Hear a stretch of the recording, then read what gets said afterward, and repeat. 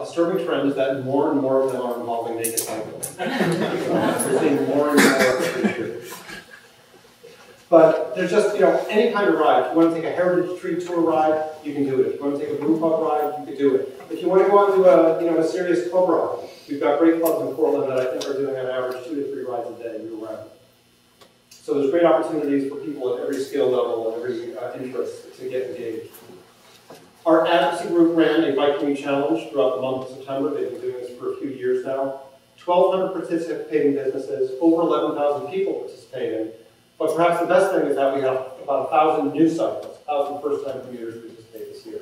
And that's really a very good thing, obviously. Sunday parkways, we shut down about 8 miles of roads on a Sunday to cars, bikes and peds only. We had 1 last year, 3 this year, and our mayor has said that we're going to do 5 next year. About 20,000, 15 to 20,000 people participate. It's the most fun event ever.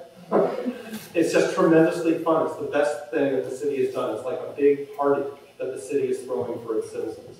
You see people of all ages out on the street. They're smiling all day. We work with our park spirit. We do fun events. There's bands that come out. There's food. It's just really a blast. And this is just what you see all day long. People just riding up and down the street. Young kids. You see, kids riding tricycles around.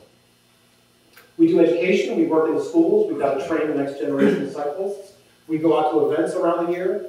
And we do visibility campaigns. We educate people about the need to get lit, which is, not what you're thinking. It's really about getting lights and connecting with people. Right? So they set up events. These are all volunteers. They set up, and they see a cyclist riding without a light. They give them a light for free, and they fix it to their bikes. Enforcement, we've really developed a good working relationship with our police bureau. We work very closely with them in enforcing the new facility types.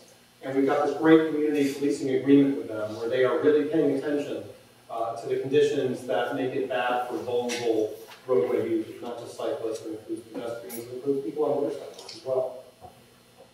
But I really like this picture because, again, all we did for years was engineering, for the most part.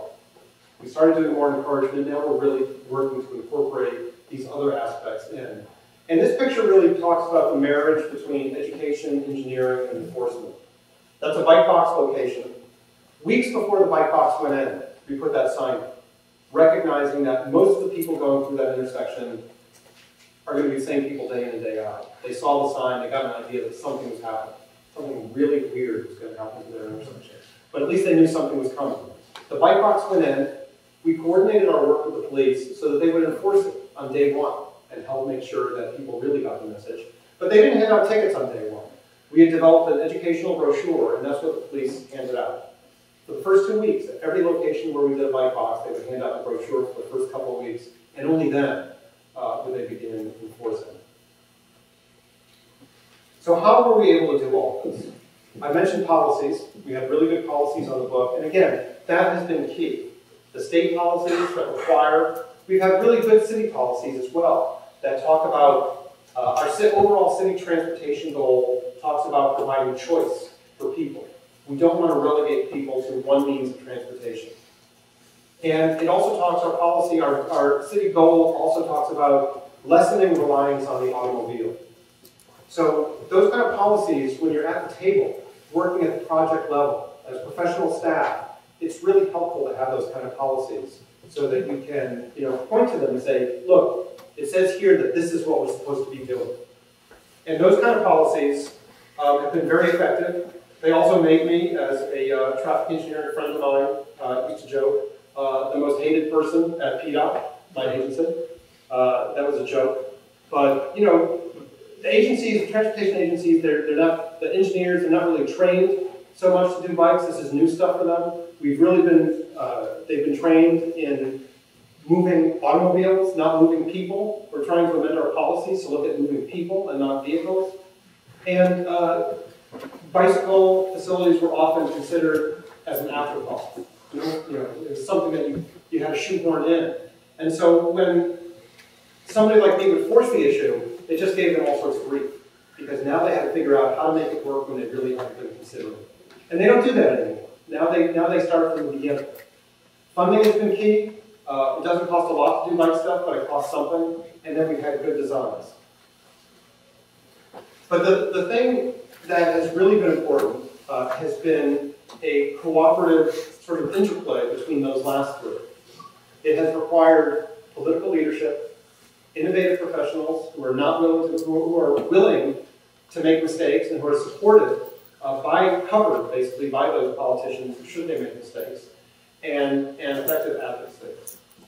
And in looking back at the times when Portland has made the most advances, because it hasn't been a steady thing, the times when we've advanced the most has been when we've had political leadership, when we've had a politician who is willing to say, this is important to me, and I want you, the people in this agency, to start looking at ways that you can improve conditions for bicyclists. The politicians didn't say, do a bike lane here, do a bike lane here, do a bike lane here. They said, figure out how to start getting bike lanes on the street. You guys figure out the strategy. You know, we work with them. That was when we made the most advances.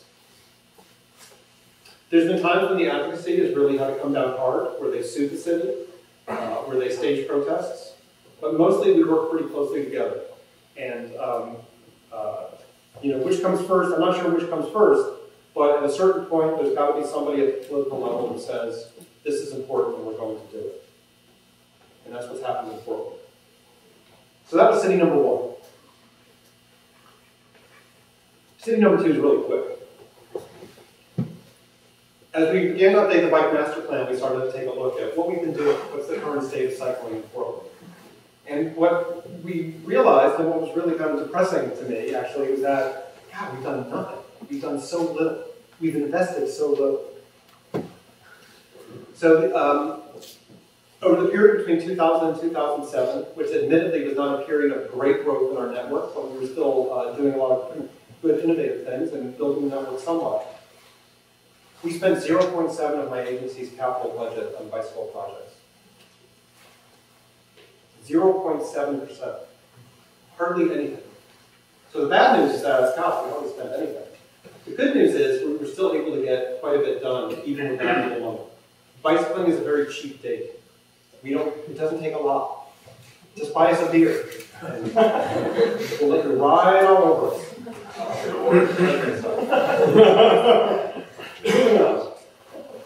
$60 million. So again, in assessing what we've done, we wanted to know what have we done. And we took a look at all the infrastructure that today contributes to our bicycle network. All the signals, all the bike lanes, all the speed bumps, all the crossing treatments, all the pathways. And we determined that if we had to start all over from scratch in 2008 to rebuild that 300-mile bikeway network, it would cost us about $60 million. Sounds like a lot of money.